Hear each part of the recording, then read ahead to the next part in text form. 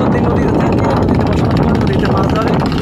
তারা তাদের যে কাজটা সেটা সম্পর্কে করে কীভাবে তাহলে এক জায়গাটা আছে সেটা হচ্ছে মাছঘাট।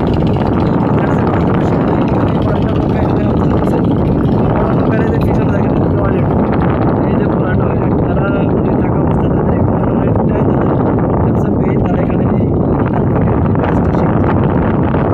একটা পাশে দেখলাম পরে পদ্মা বা মোটা, সেই মোটাটা একটা রশি দ্বারা বড় রশি দ্বারা বাঁধা অবস্থায় আছে। এই রশি দিয়ে এখানে কাজটা সারায় হচ্ছে এই হচ্ছে লং মানে বড় একটা যে নৌকাটা এই নৌকা থেকে এটাকে বলে মাছ ধরে।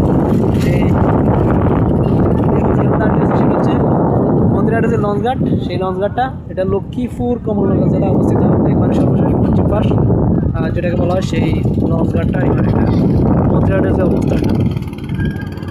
আর এটা হচ্ছে এই লঞ্চঘাটটা হচ্ছে কোস্ট গার্ডের সরকারি অধিদপ্তরের। এবং পরবর্তীতে একটা লঞ্চঘাট হবে, সেটা হচ্ছে উত্তর পাশে সম্ভবত, যেটা আমি জানি। এই হচ্ছে অবস্থা।